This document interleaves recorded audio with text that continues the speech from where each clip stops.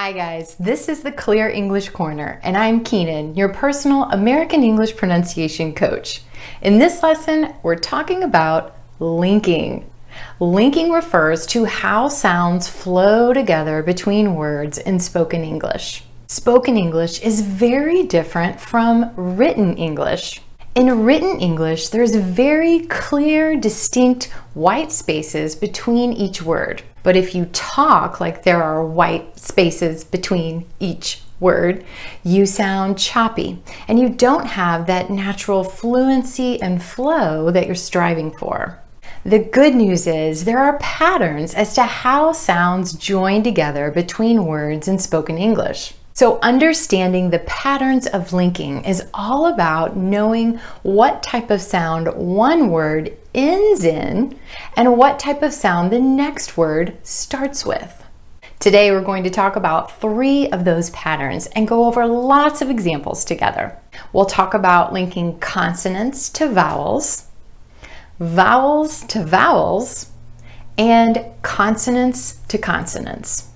Understanding how sounds flow together will help you immensely when trying to understand native English speakers. And if you use linking in your own spoken English, it will definitely help you sound more fluent and natural. Before we get started, I want to point out that linking is not about speaking fast and smushing all your words together.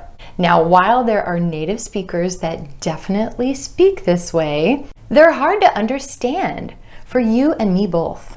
And this is not the goal.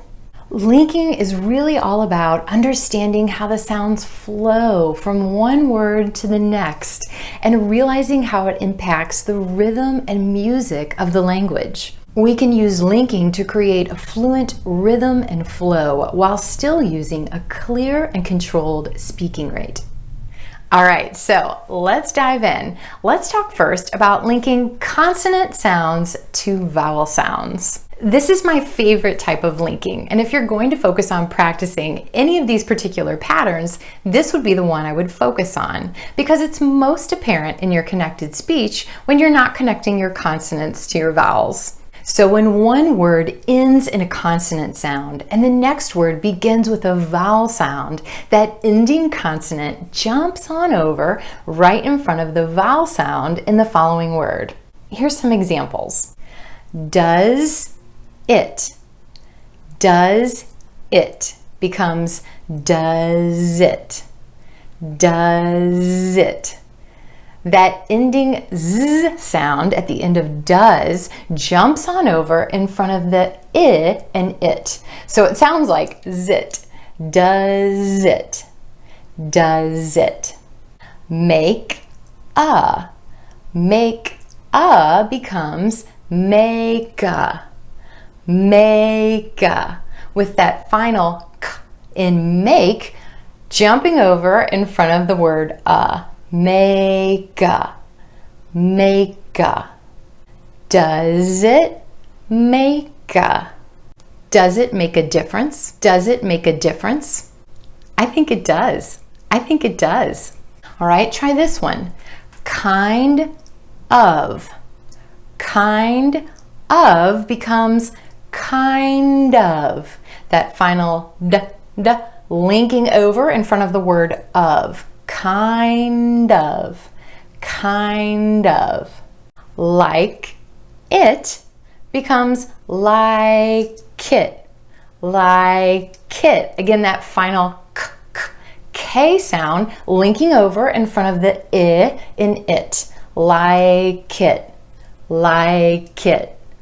Kind of like it, kind of like it. I kinda like it. Notice also in that sentence how the word of is reducing to just the schwa. Kinda. I kinda like it. I kinda like it. Okay, takes a becomes takes a. Takes a. Again, that final s sound at the end of takes, linking over in front of the word a. Takes a. Takes a. Lot of. Lot of becomes lot of, lot of. That final T is turning into a flap T or d sound because it's between two vowels. Lot of, and it's linking over in front of the in of, lot of. Takes a lot of. Now, in connected speech, again, that word of is going to reduce down to the schwa when it comes before a word that starts with a consonant. So listen close. It takes a lot of practice. It takes a lot of practice. Nice. Try this one. Hold on. Hold on becomes hold on. Hold on. Again, that final D in hold, jumping over in front of the word on, making it sound like dawn. Hold on. Hold on. On a becomes on a. On. That final N in the word on, linking over in front of the on. Hold on. Hold on. Can you hold on a minute? Can you hold on a minute? All right, moving on. Let's talk about linking vowels to vowels. When one word ends in a vowel sound and the next word begins with a vowel sound, we're going to glide from word to word using a w or y sound. Try this example. Go over becomes go over. Go over. We're gliding between those two vowel sounds with a soft w. Go over. Go over. The options. The options becomes the options. The options. Again, we're gliding between those vowel sounds using a y sound. Go over the options. Go over the options. Let's go over the options. Let's go over the options. So how are you going to know if you're gliding with a w or a y sound? It's really all about the shape the mouth is taking and what's most natural. The w sound is a lip rounding sound. So when you're moving from a lip rounding vowel to another vowel, you're going to glide with the w sound. There's 3 vowel sounds that are lip rounders that you'll hear at the end of words. And these are O as in no, oo as in new, and ow as in now. So when words end with one of these 3 lip rounding vowel sounds, you're going to glide with a w, because that's what's easiest and most natural. It makes sense to say now I, but to say now yai, that just feels weird and it sounds funny. So let's try a few more examples. They offered.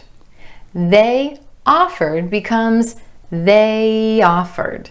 They offered. We're gliding from that final A vowel sound into the ah with a y. They offered. They offered. Buy it. Buy it becomes buy it. Buy it. We're gliding from that final I vowel sound in buy over to the I in it with a gentle y. Buy it. They offered. Buy it. They offered. Buy it. They offered to buy it. They offered to buy it. Now you want to make sure this is a gentle glide. It's not they offered to buy it, unless maybe you're striving for that southern accent. It's just a subtle glide. They offered to buy it. Here's another one. No if. No if becomes no if. No if. We're gliding from that final O in no into the I in if. No if with a gentle w sound. Show up becomes show up. Show up. Again, gliding from that final O sound and show into the and up with a gentle W. Show up. Know if, show up. Know if, show up. I didn't know if you'd show up. I didn't know if you'd show up.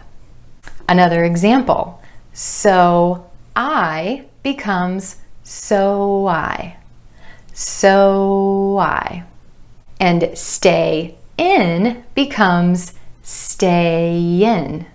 Stay in. Again, that final A in stay linking over in front of the I and in with a gentle ya. Stay in. So I stay in. So I stay in. I'm tired, so I decided to stay in. I'm tired, so I decided to stay in. Awesome practice. Okay, last but not least, let's talk about linking consonants to consonants. When a word ends in a consonant sound and the next word starts with that same consonant, you want to keep the airflow going from the ending consonant sound into the beginning of the next one. So the sound's flowing from one word to the next and it's continuous and unbroken. So for example, feel like. Instead of feel like, you're going to keep that L going from the end of feel into like. Feel like. Feel like. Some more becomes some more. Some more. We're holding that M at the end of some and continuing it on into the beginning of more. Some more. Feel like some more. Feel like some more. I feel like I need some more coffee. I feel like I need some more coffee. Both things. Both things becomes both things.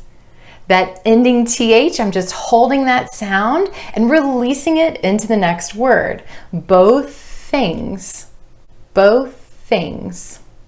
This Saturday, instead of this Saturday, becomes this Saturday. That final S sound at the end of this is continuing on into the word Saturday.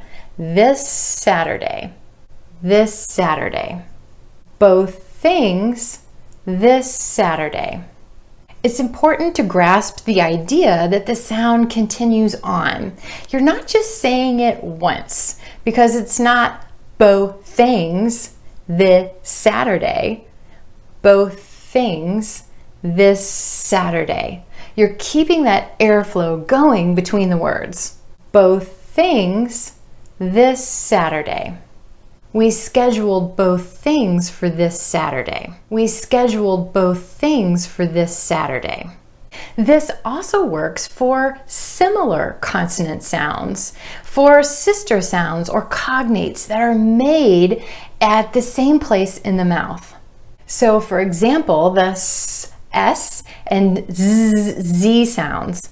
These sounds are sister sounds. They're both made the same way, with the tongue tip up behind the top front teeth, pointing towards the alveolar ridge. They have the same place of articulation. He's so becomes he's so. He's so. She's single becomes she's single. She's single. He's so, she's single. He's so happy she's single. He's so happy she's single. Another example, the V sound and F sounds, both made with the top teeth resting against the bottom lip. So have fun becomes have fun. Have fun. I hope you have fun. I hope you have fun. Love for becomes love for. Notice how that word for reduces to fur. Love for. We'd love for you to stay. We'd love for you to stay. Also, our voiced and voiceless TH sounds. So with that becomes with that. With that. Can I help you with that? Can I help you with that? Worth the. Worth the becomes worth the. Worth the. Worth the trouble. I'm not sure it was worth the trouble. I'm not sure it was worth the trouble.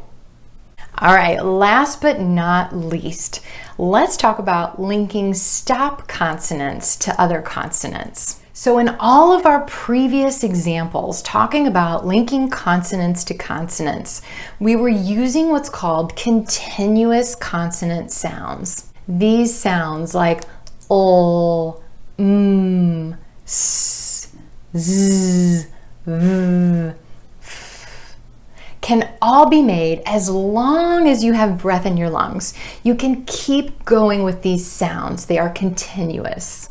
This is different from a stop consonant sound. With a stop consonant, the air comes up from your lungs into the mouth, then it's stopped in the mouth, either by the lips coming together, the tongue going up behind the top front teeth to the alveolar ridge, or the back of the tongue coming up to the soft palate, and then the air is released. The good news is there's only 6 stop consonant sounds in the English language.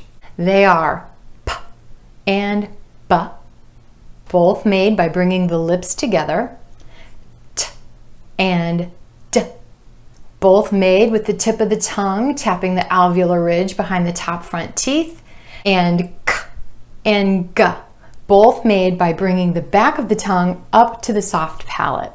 So again, our 6 stop consonants are p, b, t, d, k, and g. Linking works a little differently when we're working with stop consonants. When a word ends in a stop consonant sound and the next word starts with another consonant, you're going to hold the stop. You're not going to release the air. You're going to hold the mouth or tongue position and go directly into the next sound at the start of the next word. So let me show you what I mean. This is easier when you're going from a stop consonant to the same or similar stop consonant at the beginning of the next word. So for example, what time? Instead of releasing that final T at the end of what time becomes what time. What time. I'm holding that tongue up in the position for the final T and just releasing it into the beginning T at the next word. What time? What time is it? What time is it? Again, this works if we're talking about similar consonants as well, sounds that are made at the same place in the mouth. So that day, instead of that day with a released T at the end of that, becomes that day. That day. Again, the tongue goes up behind the teeth to the alveolar ridge for that final T, and then just releases into the beginning D for day. That day. I think I'm busy that day. I think I'm busy that day. Good time. Instead of releasing that D at the end of good and saying good time, we're going to hold that D. We're going to hold the position for the D and go straight into the T. Good time. Good time. Have a good time. I hope you have a good time. I hope you have a good time. Another example with the G sound, big game. Instead of releasing that G, big game becomes big game. Big game. The back of the tongue is coming up for the final G at the end of big, And then releasing into game, big game. It's a big game. It's a really big game. It's a really big game. Again, this works for the sister or cognate sound, the k, which is made at the same place in the mouth. So big company, big company, big, holding that tongue up for the final G in big and releasing into the k sound for company, big company, big company. It's a pretty big company. It's a pretty big company. Try this one. Help me. So instead of releasing that final P, instead of help me, help me. The P and sounds are both made by bringing the lips together. So we're going to hold that final P, that final stop consonant, and go straight into the sound. Help me. Can you help me with this? Can you help me with this? But even when those stop consonants are not the same or similar, you still want to hold those final stop sounds when they're coming before another consonant. Here's some more examples. Stop sign becomes stop sign. Stop sign. I'm holding that final P with the lips together and going straight into the S for sign. Stop sign. I didn't see the stop sign. I didn't see the stop sign. Grab some. Grab some. Again, lips coming together for that final B sound and going straight then into the S. So instead of grab some, grab some. Grab some. Want to grab some lunch? Want to grab some lunch? Keep going. Keep going. Instead of keep going, we're holding that final P sound and going straight into the G. Keep going. Let's just keep going. Let's just keep going. Big deal. Instead of releasing that G, big deal, you're holding the G with the back of the tongue up to the soft palate and then going straight into the D for deal. Big deal. Big deal. This is a really big deal. This is a really big deal. Okay, so there you have it. That is the scoop on what you need to know about linking. Now, how do you use this information? Should you be analyzing your next conversation, trying to link vowels and consonants to vowels and consonants to consonants and going crazy? No, that wouldn't do anyone any good. Now that you're aware of the patterns of linking, I want you to start listening for these patterns in native speakers and try to imitate what you're hearing, even if it's just a few words at a time. Also, when you're reading, look for opportunities to link between the printed words, then practice speaking them out loud. These are great ways to practice. You can also grab the free practice PDF that goes along with this lesson. I called this freebie Everything You Need to Know About Linking, and it goes over each of the patterns we've discussed in today's lesson and includes all of the sample sentences. So be sure to click on the link below to grab your copy. Okay, that's a wrap on our lesson all about linking. If you found it helpful, please leave a thumbs up and share with your friends. And if you haven't already, don't forget to subscribe to the channel and tap the bell so that you'll get a notification anytime new lessons are published. As always, thanks so much for tuning in, and I'll see you next time.